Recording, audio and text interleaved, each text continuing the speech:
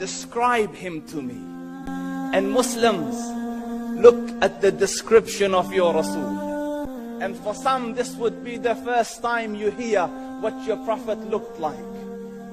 I saw a man of striking appearance.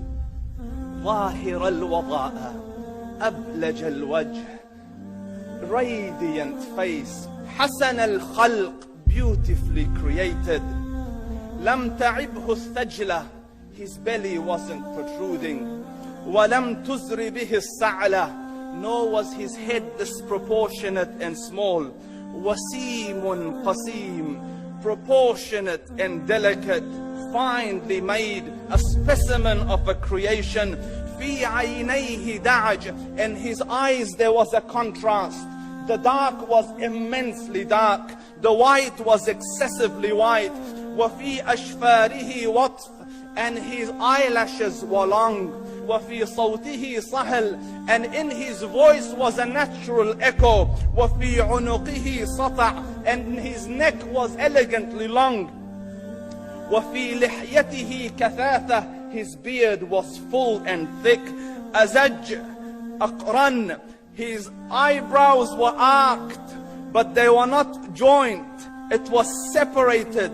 In summit, فعليه الوقار, when he was silent, dignity covered him. وإن تكلم سماه وعلاه البهاء, and when he spoke, it was audible and clear, almost commanding and overtaking. أجمل الناس وأبهاهم من بعيد, from afar the most striking and outstanding in appearance. وأحسنهم وأجملهم من قريب, and when he came near, the best of them and the most handsome of them in closeness. حلو المنطق, such an exalted and sweet level of logic. Like when he used to speak, it was so coherently logical, it was smooth and easy to understand. فصل لا نزر ولا هذر, he was to the point, not excessive, nor too short.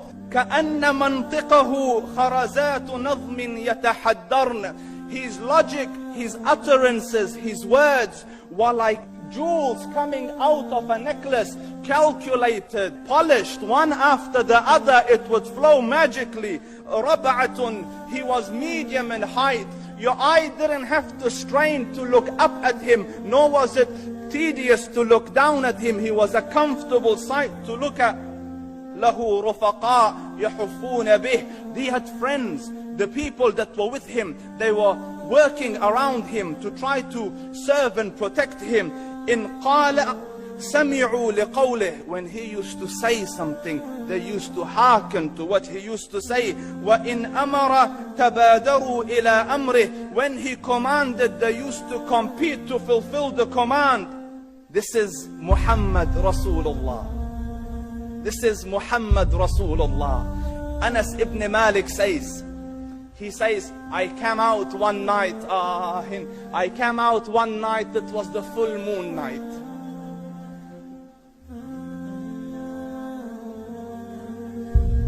And I looked at the moon, and in the desert, understand, the moon is an awesome sight.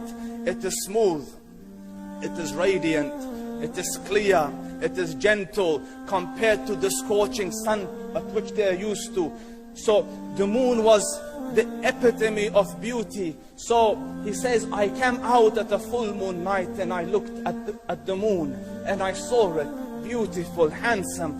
So I said, let me go see if the moon is more handsome or my Prophet is more handsome. Let me see if that is more beautiful or the Prophet is more beautiful. So I went and I saw him standing afar. So I looked at his face and I looked at the moon, and I looked at his face, and I looked at the moon, and I looked at his face, and I looked at the moon, and he said, Wallahi, he was more handsome than the moon in its entirety. That is just the look of your Rasul. Aisha radiyallahu anha says, I was sewing with the needle, my needle dropped in the dark, I couldn't find it. I said, Ya Rasul, I can't find it. He moved his face close, and I swear, out of the radiance of his face, I found my needle. And the Prophet sallallahu alaihi wasallam was mind-bogglingly handsome, but his handsomeness was covered with waqar and jalal and hayba. The Sahaba say, when we used to sit at his feet, two feelings conflicting would come on the heart. The first one, you wanted to look at him. You wanted to behold the majesty of his face. And when you wanted to look up, shyness used to overtake you, so you used to look down. Amr ibn al-As says, I sat with him many times, but if you ask me to describe his face, I can't describe it. I wouldn't be able to look up to him ijlalan wa ta'zeeman. I couldn't look up at him. And that is why he didn't have the problems that Yusuf alayhi salam had. Because it was difficult to penetrate the awe and the splendor of the Rasul.